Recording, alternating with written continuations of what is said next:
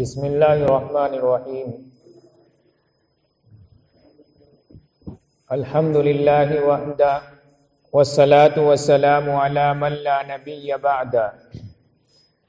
اما بعد فاعوذ باللہ من الشیطان الرجیم بسم اللہ الرحمن الرحیم یا ایہا الذین آمنوا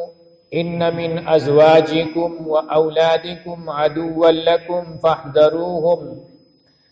وَإِن تَعْفُوا وَتَصْفَحُوا وَتَغْفِرُوا فَإِنَّ اللَّهَ غَفُورٌ رَّحِيمٌ إِنَّمَا أَمْوَالُكُمْ وَأَوْلَادُكُمْ فِتْنَةٌ وَاللَّهُ عِندَهُ أَجْرٌ عَظِيمٌ صدق اللَّهُ مَوْلَانَا الْعَظِيمُ وعن أبي هريرة رضي الله تعالى عنه قال قال رسول الله صلى الله عليه وسلم من أطاعني فقد أطاع الله ومن عصاني فقد عصى الله رواه ابن ماجه أو كما قال عليه الصلاة والسلام۔ محترم بزرگوں اور دوستو، انسان کی تخلیق کا مقصد یہ ہے، اللہ تبارک و تعالی نے انسان کو اس لیے پیدا کیا ہے تاکہ انسان اللہ تبارک و تعالی کی عبادت کرے۔ اس روئے زمین پر جتنی بھی مخلوق اللہ تبارک و تعالی نے پیدا کیا ہے، تمام کی تمام مخلوق اللہ تبارک و تعالیٰ کی تسبیح بیان کرتی ہیں، اللہ تبارک و تعالیٰ کی کبریائی بیان کرتی ہیں، اللہ تبارک و تعالیٰ کی بڑائی کو بیان کرتے ہیں۔ اللہ تبارک و تعالیٰ نے قرآن کے اندر فرمایا ہے کہ روئے زمین پر جتنی بھی چیزیں ہیں، تمام چیزیں اپنے پروردگار کی تسبیح بیان کرتی ہیں، لیکن تم ان کی تسبیح کو سمجھ نہیں پاتے، کیونکہ ہمیں اور آپ کو ان کی زبان سے ہمیں آشنائی نہیں، ہم ان کی زبان سے واقف نہیں، اس لیے ہم ان کی تسبیح کو نہیں سمجھ سکتے۔ لیکن اللہ تبارک و تعالیٰ نے قرآن کے اندر فرما دیا کہ روئے زمین پر اللہ نے جتنی بھی مخلوق کو، جو بھی مخلوق ہے، وہ اپنی اپنی زبانوں کے اندر اللہ رب العزت والجلال کی تسبیح بیان کرتی ہیں۔ تو اللہ نے ہم اور آپ کو اس لیے پیدا کیا گیا تاکہ ہم عبادت کریں، اور اس دنیا کے اندر اللہ تبارک و تعالیٰ نے یوں ہی ہم کو نہیں بھیج دیا، بلکہ ہمارا یہ جسم اللہ کی امانت ہے۔ اس جسم کے ہم مالک نہیں ہیں، بلکہ یہ جسم اللہ کی امانت ہے۔ ہم جسم کو جیسا چاہیں ویسا استعمال نہیں کر سکتے، ہر ایک چیز کا حساب ہوگا۔ یہ جسم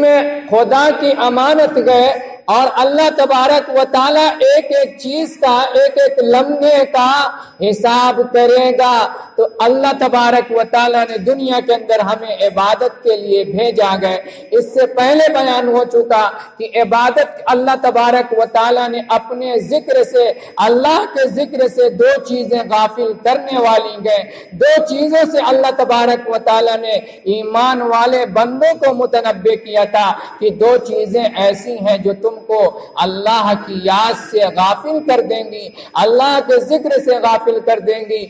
قرآن کریم کے اندر ایک دوسری آیتوں کے اندر، ایک دوسری آیت کے اندر سورہ تغابن کی آیت ہے، اس آیت کے اندر اللہ تبارک و تعالیٰ نے بیویوں کو اور اولاد کو دشمن کہا ہے۔ اللہ نے فرمایا کہ تمہاری بعض بیویاں اور بعض اولاد ایسے ہوتے ہیں جو تمہارے دشمن ہیں۔ اسی طرح آگے اللہ تبارک و تعالیٰ نے فرمایا کہ تمہارے مال اور اولاد آزمائش ہیں۔ اس آیت کریمہ کو غور سماعت فرمائے۔ یہ آیت، یہ 28ویں پارہ کی آیت ہے۔ اس آیت کریمہ کے اندر اللہ تبارک و تعالیٰ نے فرمایا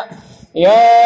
ایھا الذین آمنوا ان من ازواجکم واولادکم عدوا لکم فاحذروہم وان تعفوا وتغفروا فإن اللہ غفور رحیم۔ یا ایھا الذین آمنوا ان من ازواجکم و اولادکم عدوا لکم، اے ایمان والو تمہاری بعض بیویاں اور بعض اولاد تمہارے لیے دشمن ہیں، فاحذروہم، پس تم ان سے بچو۔ تو کون سی بیویاں دشمن ہیں؟ وہ بیویاں دشمن ہیں۔ کیوں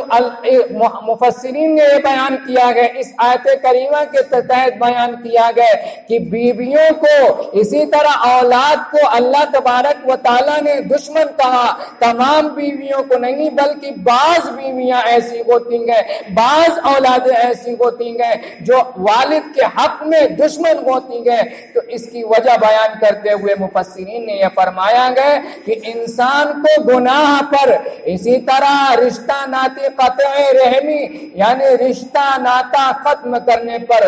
بیویاں اور اولاد ہی مجبور کرتے گئے۔ اس وجہ سے اللہ تبارک و تعالیٰ نے دشمن کہا گئے، یعنی ان بیویوں کو اللہ تبارک و تعالیٰ نے دشمن کہا گئے جو تم کو اللہ سے دور کرے، اللہ کے دین سے دور کرے، جناب محمد رسول اللہ صلی اللہ علیہ وسلم کے طریقے سے دور کرے۔ مثلا کوئی شوہر ہے، اس کے شوہر کو بیوی یہ کہہ رہی ہے کہ مثلا کوئی شوہر داڑھی رکھتا ہوا ہے، اس کی بیوی یہ کہہ رہی ہے کہ داڑھی کٹا دو، تو اب اگر وہ شوہر اپنی بھی اور شوہر جو ہوتا ہے وہ بیوی کی بات ماننے پر مجبور ہو جاتا ہے، تو اگر وہ شوہر اپنی بیوی کے کہنے پر اگر داڑھی کو مڑا رہا ہے تو یہ بیوی اس کے حق میں دشمن ہے۔ دشمن اس لیے گئے کہ اس نے اللہ کے خلاف ورزی کی، اپنی بیوی کی وجہ سے اب اللہ کے خلاف ورزی کیا، اللہ کے رسول کے خلاف ورزی کیا، تو دشمن اسی لیے کہا گیا ہے، یعنی اللہ تبارک و تعالیٰ کے حکموں کے خلاف اگر تمہاری بیوی کوئی حکم دے رہی ہے اور تم نے خدا نخواستہ اس حکم کو مان لیا تو تمہاری دشمن اسی لیے ہوئی کہ تمہارے آخرت کے اندر نقصان کا سبب ہوا، تو جو تم کو آخرت کے اندر نقصان پہنچانے کا سبب بنے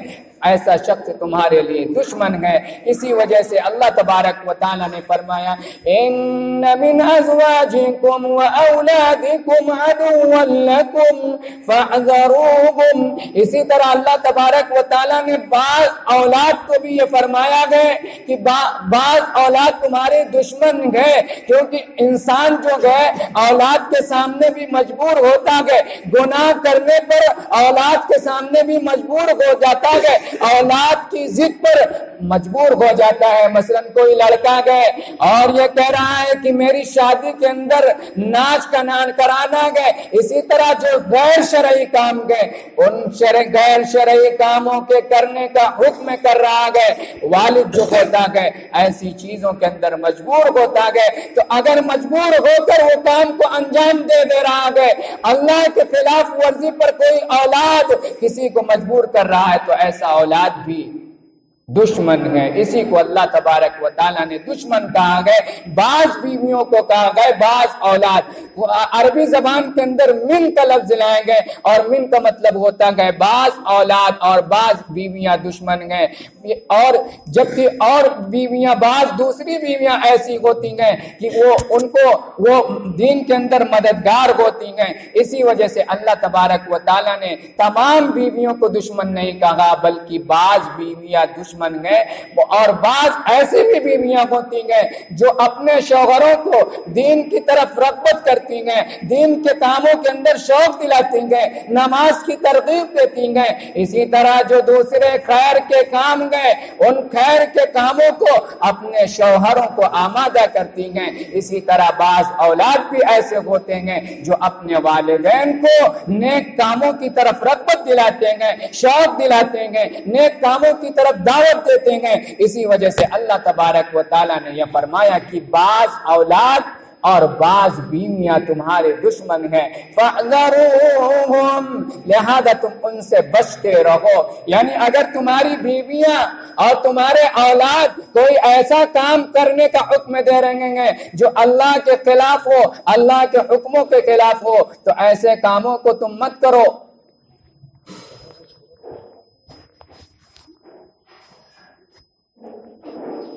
اگر تمہاری بیویاں اور تمہارے اولاد ایسے کاموں کا حکم کر رہے ہیں جو اللہ اور اس کے رسول کے حکموں کے خلاف ہو تو ایسے کاموں کو انجام مت دینا۔ اگر خدا نہ خواستہ تم نے ایسے کاموں کو انجام دیا جو تمہاری بیوی کہہ رہی ہے، تمہارا لڑکا مجبور کر رہا ہے، تو یاد رکھنا اگر تم نے وہ کام انجام دے دیا تو تم اپنا نقصان اٹھاؤ گے، اور یہ تمہارے اولاد اور یہ تمہارے بیوی تمہارے حق میں دشمن ہے۔ وَإِن تَعْفُوا وَتَصْفَحُوا وَتَغْفِرُوا فَإِنَّ اللَّهَ غَفُورٌ رَحِيمٌ۔ آگے اللہ تبارک و تعالیٰ فرماتا ہے، یہ آیت کریمہ نازل ہوئی ان لوگوں کے بارے میں کہ کچھ لوگ جو گئے ہجرت میں جانے سے مکہ کی طرف مکہ سے ہجرت کرنے میں اس وجہ سے رک گئے کہ ان کی بیویوں نے اور ان کے اولاد نے ان کو روک لیا۔ تو جب ان لوگوں نے بعد کے اندر ہجرت کیا، مدینے کی طرف جب ہجرت کیا، اور جو لوگ پہلے ہجرت کر گئے تھے تو وہ لوگ ان سے سبقت کر گئے تھے۔ تو جب انہوں نے یہ دیکھا کہ جو لوگ پہلے ہم سے ہجرت کیا وہ لوگ دین کے معاملے میں ہم سے آگے بڑھ گئے، کیونکہ جو لوگ پہلے ہجرت کیا انہوں نے دین کو زیادہ سیکھ لیا۔ جب انہوں نے یہ دیکھا کہ اپنے اولاد کی وجہ سے، اپنی بیویوں کی وجہ سے، ان کی بیویوں نے ان کو ہجرت کرنے سے روک لیا، ان کی اولاد نے ان کو ہجرت کرنے سے روک لیا، تو ان کے دل کے اندر یہ خیال آیا کہ اپنی بیویوں کو ہم سزا دیں، اپنے اولاد کو سزا دیں۔ تو اللہ تبارک و تعالیٰ نے قرآن کریم کے اندر آیت کریمہ نازل کیا، وَإِن تَعْفُوا وَتَصْفَحُوا وَتَغْفِرُوا فَإِنَّ اللَّهَ غَفُورٌ رَحِيمٌ۔ وَإِن تَعْفُوا، اور اگر تم معاف کر دو، وَتَصْفَحُوا، اور درگزر کر دو، وَتَغْفِرُوا، اور بخش دو، فَإِنَّ اللَّهَ غَفُورٌ رَحِيمٌ، کہ بلا شبہ اللہ تبارک و تعالیٰ بہت زیادہ معاف کرنے والا، بخش دینے والا، معاف کرنے والا گئے۔ تو اس آیت کریمہ کے اندر اللہ تبارک و تعالیٰ نے یہ فرمایا گئے اگر تم اپنی بیویوں